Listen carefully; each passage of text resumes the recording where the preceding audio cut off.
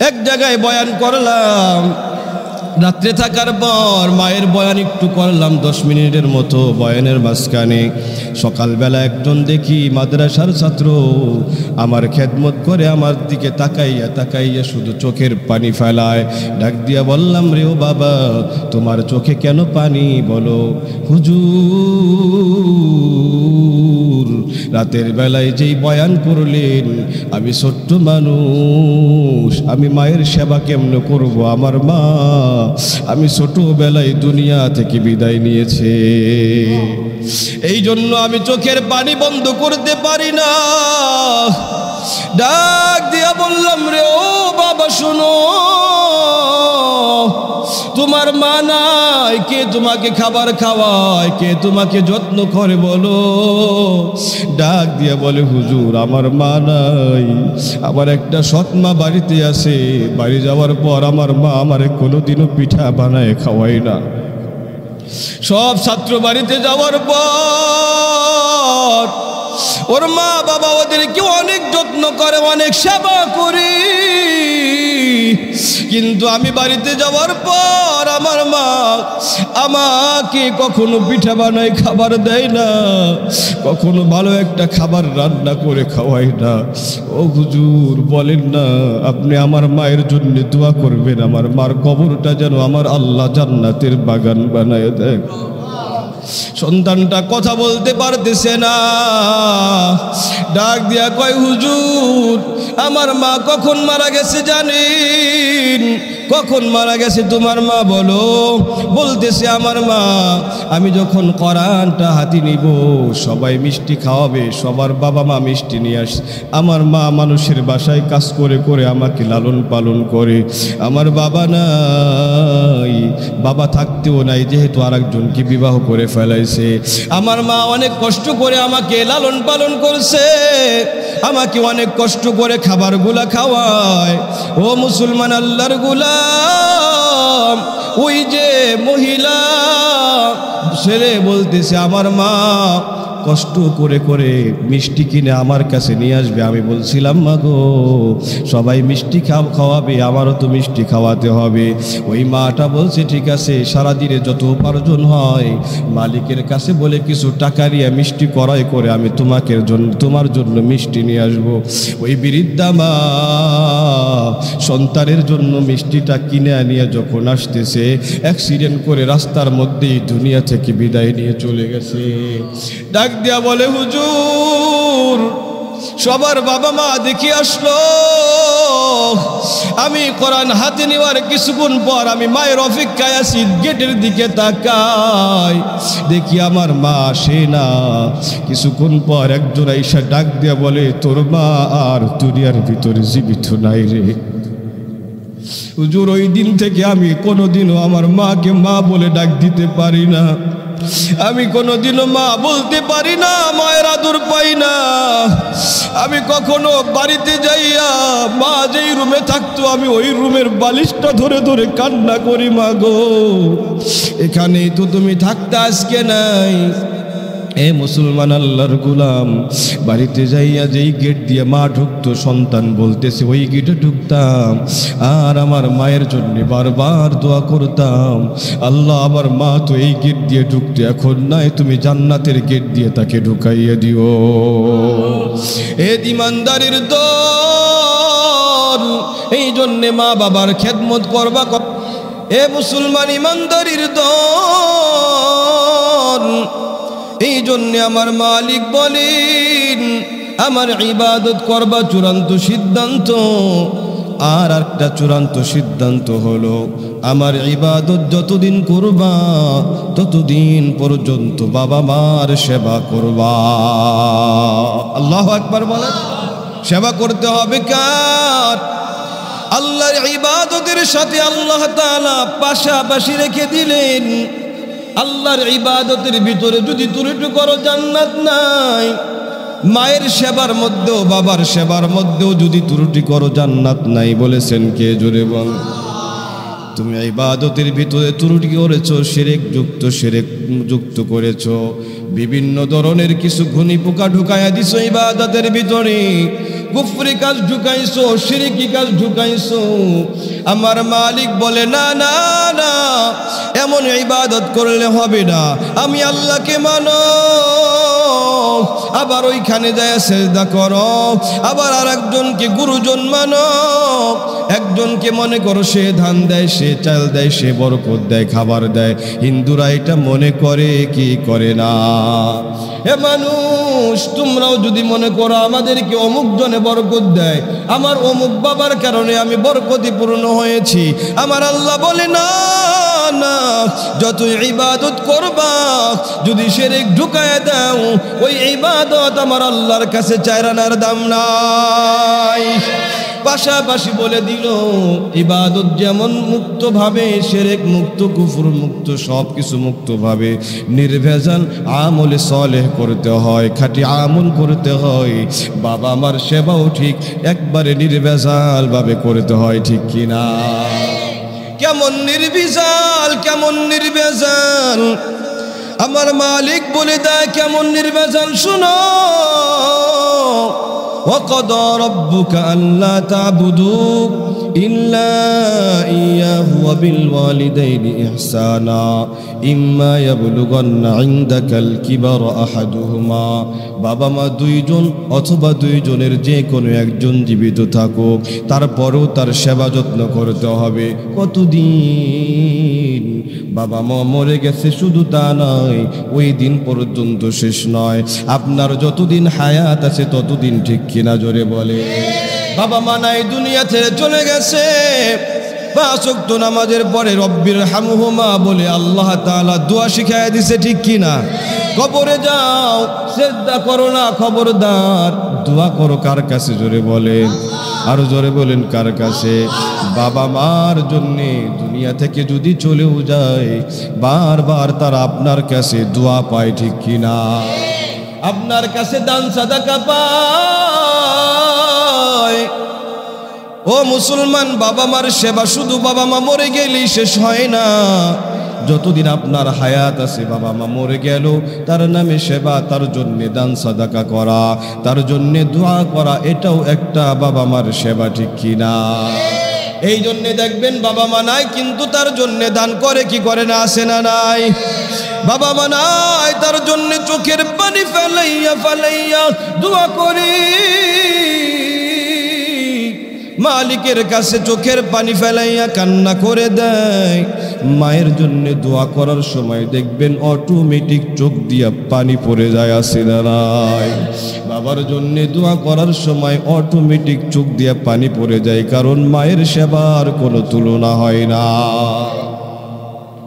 এ দুনিয়ার মুসলমান ইমানদারির দল, আহাদুহুমা আও কিলাহুমা উফিল্লাকুমা, কেমন নির্ভেজাল ভালোবাসবা। এ মুসলমান আল্লাহর গোলাম, এমন নির্ভেজাল ভালোবাসবা, কোনো কারণে উফ শব্দটাও মায়ের আচরণের কারণে কখনো ব্যবহার করা যাবে না, ঠিক কিনা? উফ শব্দ যদি ব্যবহার করো, বাবা মা বলছে না এটা করা যাবে না, স্কুলে পড়া যাবে না, মাদ্রাসায় পড়তে হবে। বাবা মা বলছে না এই কাজ করা যাবে না, এই ব্যবসা করতে হবে। বাবা মা বলছে এইটা না এইটা করতে হবে, তোমার পছন্দ আর একটা। তুমি ডাক দিয়া বললাম মা তোমার যন্ত্রণায় আমি শেষ, আছে না নাই? বুড়া হয়ে গেছো বুঝো না, এখন বৃদ্ধা হয়েছো, পড়ে থাকো ঘরের কোনায়। এই কথা বলে দেয় কি দেয় না? জোরে বলেন। ও মুসলমান আল্লাহর গোলাম, না না, এই যে বেজার হয়ে বা উফ শব্দ ব্যবহার করবা, বলবা যে তোমাদের কথাবার্তার কারণে আমার জীবনটা শেষ, এত জ্ঞান জ্ঞান প্যান প্যান কইরো না, এখন তোমরা বুড়ি হয়ে গেছো, বুড়া হয়ে গেছো, কথা আর ভালো লাগে না। এই যে উফ শব্দ এমন কথাটা যদি বলো, এ মুসলমান আল্লাহর ইবাদতের ভিতরে শিরক ঢুকাইলে, কুফরি ঢুকাইলে, যেমন আল্লাহর জান্নাত থেকে বঞ্চিত হইবা, মায়ের ইবাদতের ভিতরে, মায়ের সেবার ভিতরে উফ শব্দ ঢুকাইবা, বিরক্ত শব্দগুলা ঢুকাইবা, আমার আল্লাহ বলেন সাথে সাথে তোমার জামে জান্নাতটা হারাম করে দিবেন আমার আল্লাহ। আল্লাহু আকবার বলেন। এই জন্য বাবা মাকে কখন উফ শব্দ ব্যবহার করতে দেওয়া যাবে না, নিজেও বাবা মার সাথে কখনো উফ শব্দ ব্যবহার করা যাবে না। কেমন আচরণ করবা এই দুনিয়ার মুসলমান ইমানদারের দল? আল্লাহর নবী আল্লাহ তাআলা কোরআনের ভিতরে বলেন, উফিল লাকুমা ওয়ালা তানহারহুমা ওয়া কুল লাহুমা কওলান কারীমা। যত বিনয় আছে, যত কার্টেসি আছে, যত ভদ্রতা আছে, যত নম্রতা হতে পারে, যত ধরনের আখলাক হতে পারে, সব মায়ের সাথে ব্যবহার করতে বলেছেন আমার আল্লাহ। আবু হুরায়রা থেকে বর্ণিত বুখারী শরীফের হাদিস, এক লোক নবীর কাছে ডেকে বলে, যা রাজুলুন ইলা রাসূলিল্লাহি সাল্লাল্লাহু আলাইহি ওয়াসাল্লাম فقال من أحق الناس بحسن صحبتي يا رسول الله يا حبيب الله। দুনিয়ার ভিতরে এত মানুষ, এত প্রেসিডেন্ট, এত এমপি মন্ত্রী, এত চেয়ারম্যান, এত মন্ত্রী, এত কোটি কোটি টাকার মালিক, আমি সবচেয়ে বেশি সম্মান করব কাকে? জোরে বলেন। মায়ার নবী ডাক দিয়া বলেন, ক্বালা উম্মুকা, সবচেয়ে বেশি সম্মান করবা তোমার মাকে। সাহাবী ডেকে বলে, ইয়া রাসূলুল্লাহ সুম্মা আইয়ুন, তারপরে কাকে? মায়ার নবী ডেকে বলে, সুম্মা উম্মুকা, এরপরেও তোমার মাকে। আবার সাহাবী ডেকে বলে, সুম্মা আইয়ুন, ক্বালা মান, আমি তারপরে কাকে মহব্বত করব? মায়ার নবী বলেন, এরপরেও উম্মুকা, সুম্মা উম্মুকা, তারপরেও তোমার মাকে। এইভাবে তিনবার প্রশ্ন করছে, তিনবারে বলে দিছে, পৃথিবীর অন্য কারো কাছে সম্মান, তোমার সম্মান যতই করো না কেন, অন্য কাউকে যতই সম্মান করো না কেন, সবচেয়ে বেশি সম্মান পায় তোমার কাছ থেকে তোমার মা। বলেছেন কে? জোরে বলেন। মায়ার নবী মুহাম্মদুর রাসূলুল্লাহ সাল্লাল্লাহু আলাইহি ওয়াসাল্লাম বলে দিলেন, না না, প্রেসিডেন্টকে সম্মান করো, সমস্যা নাই। ওই যে বারাক ওবামা, ডোনাল্ড ট্রাম্পকে সম্মান করো, সমস্যা নাই। বর্তমান আমাদের বাংলাদেশের যে উপদেষ্টা প্রধান আছে তাকে সম্মান করো, সমস্যা নাই। এমপি মন্ত্রীকে সম্মান করো, সমস্যা নাই। তবে সবচেয়ে বেশি সম্মান করবা তোমার মাকে। আল্লাহু আকবার। কয়বার বলেছেন? জোরে বলেন। তিনবার। চারবারের মাথায় বলে, চারবারের মাথায় বলে, সুম্মা আবুকা, আবি তোমার পিতা, এরপরে তোমার পিতার, তারপর আগে না। প্রথম তিনটাই কে? জোরে বলেন। মা। প্রথম তিনবারই সম্মান পায় মা। একবার হলেও তো চলতো, দুইবার হলেও তো চলতো, কিন্তু নবী তিনবার বলেছেন, খবরদার, সবচেয়ে বেশি সম্মান পাই তোমার মা। তুমি সম্মান করো এমপি মন্ত্রীকে, ও এত সম্মান, তার সামনে পড়ে আস্তে আস্তে ভদ্রতার সাথে, কার্টেসি দিয়ে, বিনয় দিয়ে, নম্রতা দিয়ে কথা বলো। শেখ হাসিনার বর্তমান জামানার, বর্তমান বাংলাদেশের আমাদের প্রধান উপদেষ্টা যদি ইউনূসের সাথে তোমার কথা বলতে হয়, যায় দেখবা তার সাথে কথা বলতে গেলে তোমার একটা নম্রতা আসবে কি আসবে না? জোরে বলেন। পাওয়ারফুল প্রেসিডেন্টের সাথে কথা বলতে গেলে কাচু মুচু হইয়া নম্রতার সাথে, বেয়াদবি যেন না হয়, কর্কট ভাষাও যেন না হয়, এমনভাবে কথা বলবা। মায়ার নবী এইটা বলে নাই। মায়ার নবী বলেছে, ওইখানে যতটুকু কার্টেসি, বিনয়ের সাথে কথা বলো, তার থেকেও বিনয়ের সাথে কথা বলো তোমার বাবা মার সাথে। এ মুসলমান, চিন্তা করো কিভাবে আমার বাবা মার সাথে কথা বলতে হবে, ঠিক কিনা? জোরে বলেন। মুসলমান ইমানদারির দল, তুমি সম্মান করার জন্য কত দূর চলে যাও, কত জায়গায় তোমার আর এক আপনজনের সাথে সাক্ষাৎ করতে যাও। না না, ওইখানে গেলে আল্লাহর রসুল কেউ বলে নাই তোমার জন্যে একটা কবুল হজের সওয়াব পাওয়া যাবে, বলেছেনি। কিন্তু একটা মাত্র মানুষ, এ দুনিয়ার ইমানদারির দল, কেন বুঝলো না রে বাবা? ওই ঘরের কোনায় আমার মা বসে আছে, জীর্ণ শীর্ণ, একবারে বৃদ্ধা, সিরা একটা কাপড়, দেখতে ভালো দেখা যায় না, কিন্তু মায়ের চেহারার ভিতরে এত নূর। সন্তান যখন মায়ের দিকে তাকায়, পৃথিবীর সবচেয়ে বেশি তৃপ্ত হয়, শান্তিতে আত্মাটা ভরে যায়, ঠিক কিনা? জোরে বল। এই কারণে আমি যখন আমার মায়ের কাছে যাই, বাড়ি যাই, আমি কোনো সময় আমার ওয়াইফের ঘরে কখনো আগে যাই না, আগে মায়ের কাছে গিয়ে বসি। মা যতই কাজ থাকুক না কেন, জানি সন্তান আসছে আমার রুমে যাবে, মা দৌড়াইয়া তার রুমের ভিতরে চলে আসে, আমার সাথে গল্প করে। মায়ের সাথে অনেকক্ষণ গল্প করার পর এরপরে মা ডেকে বলে, তাড়াতাড়ি যাও, ফ্রেশ হও। এরপরে আমি আমার নিজের রুমে যাইয়া ফ্রেশ হই, তার আগে যাই না। এ মুসলমান, এতে করে মা খুশি হয় কি হয় না, জোরে বলেন? আর তুমি তোমার মায়ের সাথে আগে কথা বলতে চাও না, সুন্দর সুন্দর খাবারগুলা নিয়া আগে বইয়ের হাতের ভিতরে তুইলা দাও, তারপরে মায়ের কাছে যাও। এমন সন্তান আছে না নাই? চিন্তা করো একবার, যেই মাকে আড়াল করে তুমি খাবারগুলা তোমার ওয়াইফকে খাওয়াইলা, তুমি জানো না অনেক স্বাদের খাবার বাড়ির পাশের মানুষ নতুন পিঠা বানাইয়া দিত, 3টা পিঠা বানাইয়া দিছে 3 জনের জন্যে। তুমি আগে খাইছো, আমি আগে খাইছি, পিঠাটা খুব ভালো লাগছে, বাকি পিঠাগুলোও বলছি মা আমি খাইয়ে ফেলাই। মা কই খাও, আমার পেটটা বেশি ভালো না, আমি খাবো না। ঠিক কিনা, জোরে বলে? আসলেই কিন্তু না, মায়ের পেট ঠিকই ভালো আছে, কিন্তু সন্তানের খাবারের জন্য মা বাহানা করেছে মাত্র। ঠিক কিনা? এই মার সাথে কেমনে বিয়াদবি করো? আরে ওই মাকে আড়াল করে কেমনে তোমার বইয়ের হাতে দিয়ে নতুন খাবারগুলা তুইলা দাও? মা যদি জানতে পারে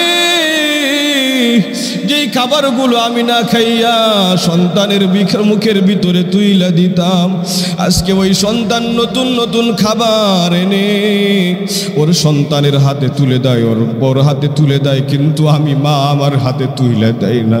কেমনি পারো? এ মুসলমান আল্লাহর গোলাম, এটা তো বিবেকেও বাধা দেয়। ঠিক কিনা, জোরে বলে? আজকে মায়ের খেদমত কেমনে করো? আরে মা 10টা সন্তান থাকলে অসহায়ের মতো হয়। এক সন্তানের ঘরে খাবার খাওয়ার পর ডাক দিয়া বলে, ও মা, ও মা, আজকে আমার ঘরে তোমার খাবার শেষ, রাত্রে আর খাইতে পারবা না। মা চিন্তা করে 10টা সন্তান নিয়ে আমি কখনো ভাগ করি নাই, কে আগে খাবে, কে পরে খাবে, কার খাওয়ার কখন শেষ।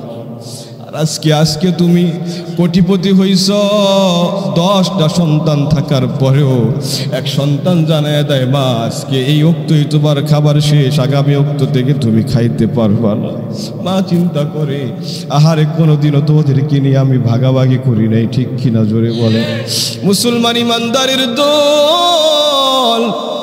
মা যদি অসুস্থ হয়ে যায়, ওই বৃদ্ধা মা সন্তানের কাঁধে কাঁধে দুয়ারে দুয়ারে ঘুরে কয়, আমারে ওষুধ কেনার টাকা দেওয়া সেরা নাই, জোরে বলেন?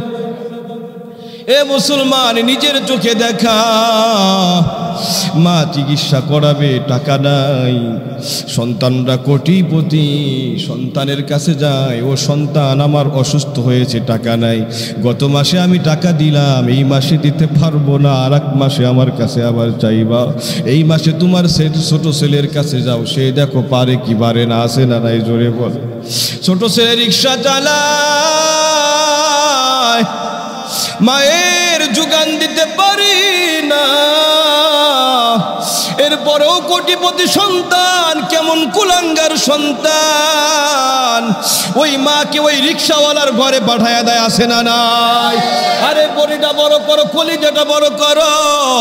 তুমি জানো না, এক পাশে তুমি ঘুমাইছিলা, শীতের দিন প্রসাব করে ভিজাইয়া দিছ, আর এক পাশে মা তোমাকে নিয়ে শোয়া দিছে, ওই পাশে আবার ভিজাইছ। মা তোমাকে নিজে ভিজা জায়গায় থেকে মা তোমাকে শুকনা জায়গায় থাকার সুযোগ করে দিয়েছে, ওইখানে যদি আবার পেশাব করে ভিজাইয়া দাও, মা ভিজা জায়গায় থেকে তোমাকে বুকের মধ্যে রাইখা ভিজা কাপড় নিয়ে ভিজা জায়গার উপরে শুইয়া সারা রাতটা পার করে দিছে, এটার নাম মা। ঠিক কিনা, জোরে বলে? আজকে তুমি জাজিমের ভিতরে ঘুমাও, তোমার মায়ের জন্য একটা খেতা বিছায়া দেওয়া আছে না নাই? নিজে বড় বড় বিল্ডিংয়ে ঘুমায়, কিন্তু মায়ের জন্য ওই গোয়াল ঘরের পাশের ভিতরে একটা ঘর রাইখে দেয়। নিজের বিল্ডিংগুলো আর একজনকে থাকার জন্য দেয়, ভাড়া দেয়, কিন্তু মায়ের জন্য ভাঙ্গা একটা ঘর বানায় দেয়, এমন মানুষ আছে না নাই, জোরে বলে? আমি নিজে দেখছি, নিজে। এ মুসলমান, আমি যখন বিল্ডিং বানাইলাম, মাকে বললাম, মা আপনি কোন রুমে থাকবেন বলেন। মা যেই রুমটা পছন্দ করছে ওই রুমে মাকে দিয়েছে। আলহামদুলিল্লাহ। এ মুসলমান আল্লাহর গোলাম, না না বাবা না, পৃথিবীর যেখানেই যাও না কেন যাকেই সম্মান করো না না, মায়ের নবী বলেছে ওকে সম্মান করলে চার আনারও দাম নাই। কিন্তু তোমার ঘরে ওই বৃদ্ধা একজন মা, যায় সুন্দর দৃষ্টিতে মায়ের দিকে একটু তাকাও, তাকাইতে দেরি হয় মায়ের নবী বলে আমল নামায় কবুল হজের সওয়াব লিখতে দেরি করে না। আল্লাহু আকবার বলেন। সাহাবীরা জিজ্ঞাসা করলো, ইয়া রাসূলুল্লাহ, যতবার তাকাবো ততবারই কি সওয়াব হবে? মায়ের নবী বললেন, যতবার তাকাইবা ততবারই কবুল হজের সওয়াব দিয়ে দিবে আমার আল্লাহ। শুধু তা না, তুমি মাকে কষ্ট দিয়া মসজিদে গিয়া তুমি কিন্তু আল্লাহর জান্নাত পাইবা না। মাকে কষ্ট দিয়া ওই মক্কা শরীফের মধ্যে পড়ে থাকলেও জান্নাত পাইবা না। আল্লাহর নবী সাল্লাল্লাহু আলাইহি ওয়াসাল্লাম বলেছেন, আল জান্নাতু তাহতা আকদামিন উম্মাহাত, জান্নাতটা তোমার মায়ের পায়ের নিচে আল্লাহ বিছায়া রাখছে। আল্লাহু আকবার বলেন। ওই মাকে সন্তুষ্ট করো, মাকে সন্তুষ্ট করতে দেরি আছে, ওই জান্নাতে ঢুকাইতে আল্লাহ দেরি করবে না। হে মুসলমান, ইমানের সাথে মার সেবা যদি করতে পারো তোমার জান্নাত কেউ ঠেকাইতে পারবে না। ইমানের সাথে যদি মায়ের সেবাটা তুমি করে সন্তুষ্ট থাকতে পারো, সন্তুষ্ট করতে পারো। আল্লাহর নবীর কাছে সাহাবায়ে কেরাম জিজ্ঞাসা করছে, ইয়া রাসূলুল্লাহ, যুদ্ধে যাব, তবে মা ঘরের ভিতরে বৃদ্ধা, তার খাবার খাওয়ায় দিতে হয়। রাসূল বলেন, না না, তাহলে মায়ের সেবা করো। আল্লাহু আকবার বলে। যুদ্ধে যাওয়ার প্রয়োজন নাই, মায়ের সেবা করো, এটাই তোমার জন্য যুদ্ধের সওয়াব দিবে আমার আল্লাহ। আল্লাহু আকবার বলেন। সাহাবায়ে কেরাম জিজ্ঞাসা করলেন, বুখারী শরীফের 1 নম্বর খণ্ডের হাদিস, সাআলতুন নবী সাল্লাল্লাহু আলাইহি ওয়াসাল্লাম আইয়ুল আমালি ইলাল্লাহি আযজা ওয়া জাল আহাব্বু ইলাল্লাহি আযজা ওয়া জাল। ইয়া রাসূলুল্লাহ, বলেন আমার আল্লাহর কাছে সব আমলটা সবথেকে সুন্দর আমল, পছন্দীয় আমল কোনটি? মায়ার নবী বলেন যে আল্লাহ ক্বালাস সালাতু আলা ওয়াক্তিহা, 1 নম্বর হলো ওয়াক্ত মতো নামাজ আদায় করা। কি করা? জোরে বলেন। এটা আল্লাহর কাছে 1 নাম্বার। কয় নাম্বার? জোরে বলেন। সবচেয়ে বেশি পছন্দ। হে বান্দা, সারাদিন যা করো না কেন ওয়াক্ত মতো নামাজ পড়ে যাও, যা কিছু করবা আমি আল্লাহ সবচেয়ে বেশি পছন্দ করব তোমার ওই নামাজের কারণে। ঠিক কিনা? জোরে বলেন। পৃথিবীর টাইওয়ালা মানুষ থাকতে পারে, পকেটে কোটি টাকার মালিক থাকতে পারে, সম্পত্তিওয়ালা মানুষ থাকতে পারে, প্রেসিডেন্ট থাকতে পারে, আমি তাকে পছন্দ করি না, তবে তাকে পছন্দ আমি করি যে 5 ওয়াক্ত সময় মতো নামাজ আদায় করে। রিকশাওয়ালা হতে পারে, মুসিওয়ালা হতে পারে, ফকির হতে পারে, মিসকিন হতে পারে, আবার রাজাও হতে পারে, তবে যে 5 ওয়াক্ত নামাজ পড়ে তাকে আমার আল্লাহ বেশি পছন্দ করে। ঠিক কিনা? এরপরে যাকে ডাক দিয়া বলে, কুলতু সুম্মা আইয়ুন, এরপরে কি কোন আমল? মায়ার নবী বলেন, ক্বালা সুম্মা বিররুল ওয়ালিদাইন, এরপরে হলো তোমার মা বাবার খেদমত। এই খেদমত যারা করে আমার আল্লাহ তাকে বড় পছন্দ করে। এই জন্য আল্লাহর পছন্দনীয় মানুষ যদি হতে হয় খেদমত করতে হবে কার? জোরে বলেন। 3 নম্বর মায়ার নবী বলেন, ক্বালাল জিহাদু ফি সাবিলিল্লাহ, 3 নম্বর হলো যে ব্যক্তি জিহাদে যায় আল্লাহ তাকেও বড় পছন্দ করে। আল্লাহু আকবার। এই ইমানদারের দল এক জায়গায় বয়ান করলাম, রাত্রে থাকার পর মায়ের বয়ান একটু করলাম 10 মিনিটের মতো বয়ানের মাঝখানে। সকালবেলা একজন দেখি মাদ্রাসার ছাত্র আমার খেদমত করে আমার দিকে তাকাইয়া তাকাইয়া শুধু চোখের পানি ফেলায়। ডাক দিয়া বললাম, রে ও বাবা, তোমার চোখে কেন পানি? বলো। হুজুর, রাতের বেলায় যেই বয়ান করলেন, আমি ছোট্ট মানুষ, আমি মায়ের সেবা কেমনে করব? আমার মা আমি ছোটবেলায় দুনিয়া থেকে বিদায় নিয়েছে, এই জন্য আমি চোখের পানি বন্ধ করতে পারি না। ডাক দিয়া বললাম, রে ও বাবা শোনো, তোমার মা নাই, কে তোমাকে খাবার খাওয়ায়, কে তোমাকে যত্ন করে বলো? ডাক দিয়া বলে, হুজুর আমার মা নাই, আমার একটা সৎ মা বাড়িতে আছে, বাড়ি যাওয়ার পর আমার মা আমারে কোনোদিনও পিঠা বানায় খাওয়াই না। সব ছাত্র বাড়িতে যাওয়ার পর ওর মা বাবা ওদেরকে অনেক যত্ন করে, অনেক সেবা করি, কিন্তু আমি বাড়িতে যাওয়ার পর আমার মা আমাকে কখনো পিঠা বানায় খাবার দেয় না, কখনো ভালো একটা খাবার রান্না করে খাওয়াই না। ও হুজুর বলেন না, আপনি আমার মায়ের জন্য দোয়া করবেন, আমার মার কবরটা যেন আমার আল্লাহ জান্নাতের বাগান বানায় দেয়। সন্তানটা কথা বলতে পারতেছে না, ডাক দিয়া কয়, হুজুর আমার মা কখন মারা গেছে জানেন? কখন মারা গেছে তোমার মা বলো? বলতেছে, আমার মা আমি যখন কোরআনটা হাতে নিব সবাই মিষ্টি খাওয়াবে, সবার বাবা মা মিষ্টি নিয়ে আসে, আমার মা মানুষের বাসায় কাজ করে করে আমাকে লালন পালন করে, আমার বাবা নাই, বাবা থাকতেও নাই, যেহেতু আরেকজনকে বিবাহ করে ফেলাইছে, আমার মা অনেক কষ্ট করে আমাকে লালন পালন করছে, আমাকে অনেক কষ্ট করে খাবারগুলা খাওয়ায়। ও মুসলমান আল্লাহর গোলাম, ওই যে মহিলা ছেলে বলতেছে আমার মা কষ্ট করে করে মিষ্টি কিনে আমার কাছে নিয়ে আসবে। আমি বলছিলাম, মা গো সবাই মিষ্টি খাওয়াবে, আমারও তো মিষ্টি খাওয়াতে হবে। ওই মাটা বলছে, ঠিক আছে, সারাদিনে যত উপার্জন হয় মালিকের কাছে বলে কিছু টাকা নিয়ে মিষ্টি ক্রয় করে আমি তোমার জন্য মিষ্টি নিয়ে আসবো। ওই বৃদ্ধা মা সন্তানের জন্য মিষ্টিটা কিনে নিয়ে যখন আসতেছে, অ্যাক্সিডেন্ট করে রাস্তার মধ্যেই দুনিয়া থেকে বিদায় নিয়ে চলে গেছে। ডাক দিয়া বলে, হুজুর সবার বাবা মা দেখি আসলো,